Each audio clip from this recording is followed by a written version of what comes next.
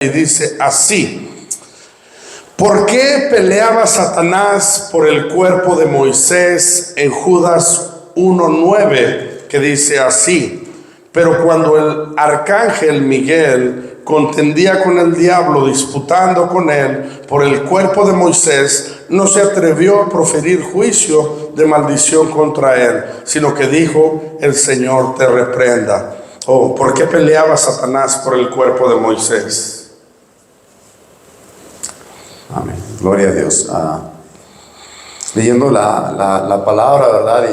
Y entendiendo también la cultura que tenía el pueblo de Israel, ¿verdad? Y el primer líder fue Moisés, el que lo sacó del pueblo de Egipto, ¿verdad? Las proezas que Dios hizo a través de Moisés y toda la situación de que él hablaba directamente cara a cara del pueblo de Israel. Tenía digamos que algo de idolatría en su corazón, ¿verdad? Y por esa razón, por la idolatría de Israel, el ángel tuvo que pelear por el cuerpo de Moisés, porque se entiende que Moisés subió al monte a entregar la vida, ¿verdad? Allí, pero no descendió. ¿Por qué? Porque Dios lo había dispuesto de esa manera. Pero igual podemos darnos cuenta que hasta el día de hoy el pueblo de Israel no tienen una gran estima a Moisés siendo su primer líder. Y podemos ver inclusive que el apóstol Pedro en alguna manera también expresó eso, ¿verdad? En la transfiguración lo podemos encontrar en Mateo 17, cuando dice la palabra que Jesús se transfiguró y ellos pudieron, junto con Jacobo y Juan, ver cómo él se había transfigurado y hablaba con Elías y con Moisés, ¿verdad? Entonces dice la palabra que Pedro inmediatamente hizo el comentario de si podían ellos hacer en alguna manera un altar para cada uno de ellos, poniendo a Jesús al nivel de Moisés y de Elías. Y si leemos el contexto bíblico, inmediatamente después de ellos se postraron, y dice que cuando ellos abrieron los ojos ya no estaba ni Moisés ni Elías, ¿verdad? Y eso fue inmediatamente después de que Pedro quería hacer un altar. Eso lo podemos ver en Mateo 17, perdón. Es un poco difícil con tantas cosas aquí, pero escuche lo que dice la palabra. Dice: 6 días después, Jesús tomó a Pedro, a Jacobo y a Juan, su hermano, y lo llevó aparte a un monte alto, y se transfiguró delante de ellos, y resplandeció su rostro como el sol, y sus vestidos se hicieron blancos como la luz. Y aquí les aparecieron Moisés y Elías hablando con él. Entonces Pedro dijo a Jesús: Señor, bueno es para nosotros que estemos aquí. Si quieres, hagamos aquí 3 enramadas, una para ti, otra para Moisés y otra para Elías. Mientras él aún hablaba, una nube de luz los cubrió, y aquí una voz desde la nube que decía: Este es mi Hijo amado, en quien tengo complacencia. Al oír esto, los discípulos se postraron sobre sus rostros y tuvieron gran temor. Entonces Jesús se acercó y los tocó y dijo: levantaos y no temáis, ¿verdad? Pero ahí podemos ver cómo en cierta manera había algo de idolatría también en el pueblo de Israel. Esto lo podemos notar también. Eso fue antes de que Jesús fuera crucificado y después él se levantara y fuera glorificado, ¿verdad? Pero eso es hasta el día de hoy, y creo que esa es la razón por la cual el ángel peleó por el cuerpo de Moisés contra Satanás. Aleluya, gracias, Pastor Orlando. Hermano Juan, 2 minutos también, por favor. ¿Por qué Moisés hizo una serpiente ardiente de bronce y la puso en un madero, si Dios mandó que no hagamos estatuas y les adoremos? Bueno, en primer lugar, Dios no mandó que adoraran la estatua. En primer lugar, ¿verdad? Dios mandó que miraran la estatua. Esto lo vemos en Números 21, del 8 al 9 dice, Jehová dijo a Moisés, hazte una serpiente ardiente y ponla sobre una asta, y cualquiera que fuere mordido y mirare a ella, vivirá. Moisés hizo una serpiente de bronce y la puso sobre una asta, y cuando alguna serpiente mordía a alguno, miraba la serpiente de bronce y vivía, ¿verdad? Entonces esto en realidad Dios la puso para tipificar a Cristo, que era el Cristo que había de venir, ¿verdad? Así como el arca del pacto representa la presencia de Dios, el arca de Noé, la salvación, el maná representa a Cristo. Todo en el Viejo Testamento tipifica a Cristo, ¿verdad? Y así mismo hubo necesidad de poner figuras que habían de ser en la ley, ¿verdad? Pero allá en Juan 3:14, en Juan 3:14 nos explica Dios, nos explica eso, que la puso. Aquí les leo Juan 3:14. Aquí nos explica, aquí les leo Juan 3:14, dice, y como Moisés levantó la serpiente en el desierto, así es necesario que el Hijo del Hombre sea levantado, ¿verdad? Pero hay que recordar que lo de la ley era solamente sombra de lo verdadero. Esto lo dice en Hebreos, está en Hebreos 10:1, dice que la ley solamente es sombra de lo verdadero que había de venir, ¿verdad?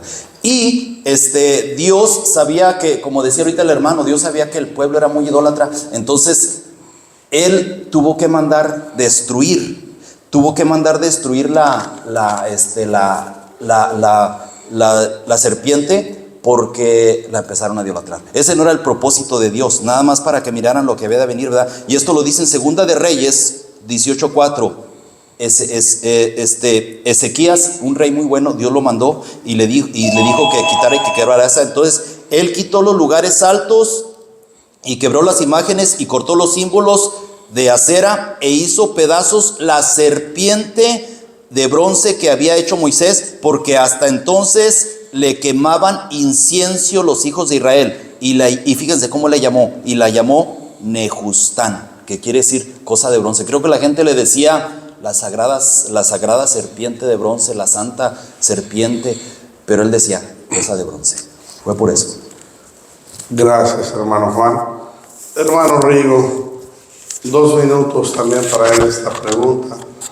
¿Cuál es la respuesta de Mateo 22, del versículo 42 al 46?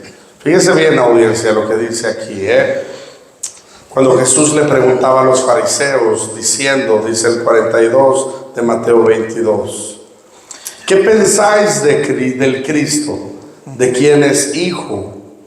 Le dijeron, de David. Él les dijo, pues como David en el Espíritu le llama Señor, diciendo, dijo el Señor a mi Señor, siéntate a mi diestra hasta que ponga a tus enemigos por estrado de tus pies. Pues si David le llamaba Señor, ¿cómo es su hijo?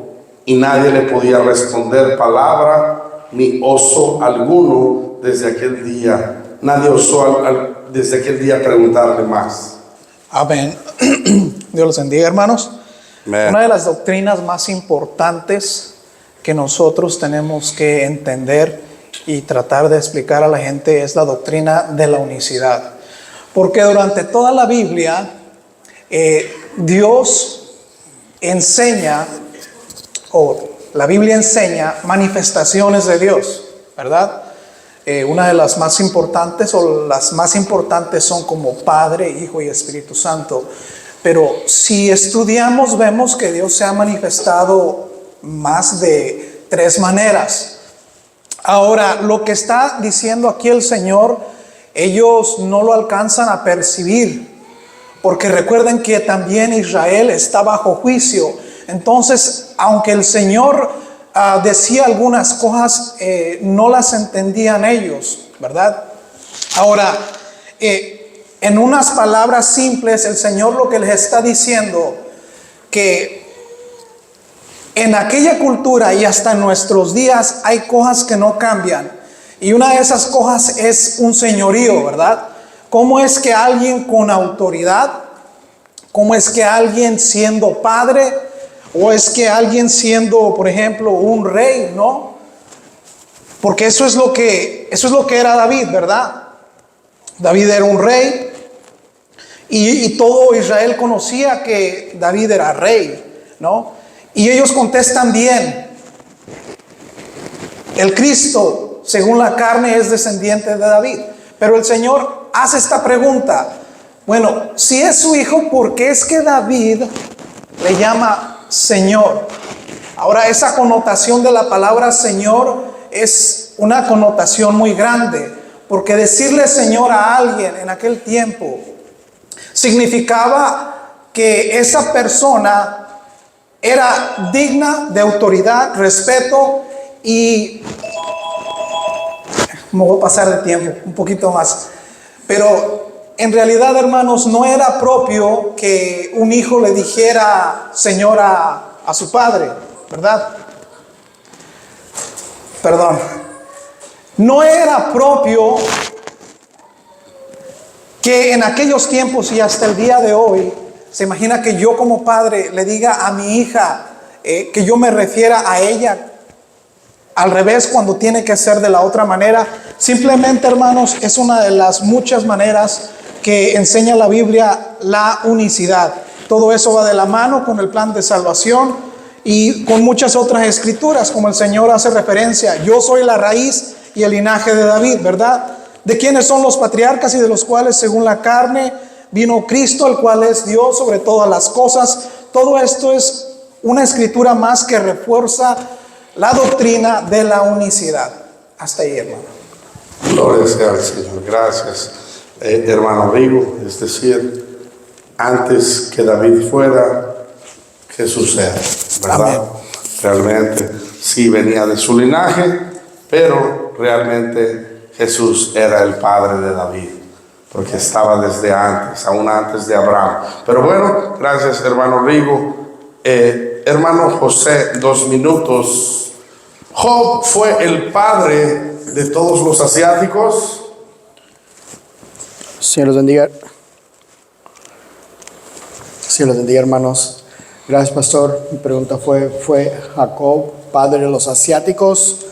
Nosotros leemos aquí en el libro de Job, ¿verdad? Todos entendimos, pudimos leer lo que son las escrituras, como Job tuvo muchos problemas, como el enemigo le quitó sus hijos, todo lo que tenía él.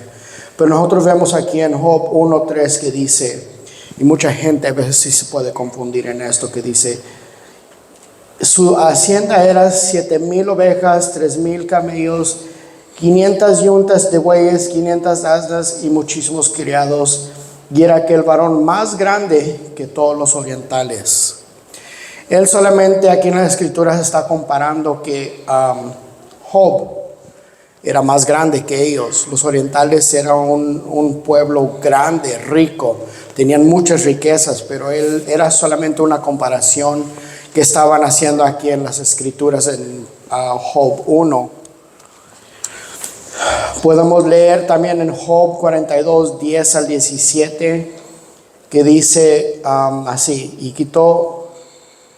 Bueno, esto lo pueden leer en casa, pero aquí, hermanos, podemos leer al último, que dice, después de esto vivió Job 140 años y vio a sus hijos y a los hijos de sus hijas hasta la 4ª generación, y murió Job viejo y lleno de días. Las escrituras no refieren a ningún lugar que Job hubiera ido a otro país, él se quedó en su tierra.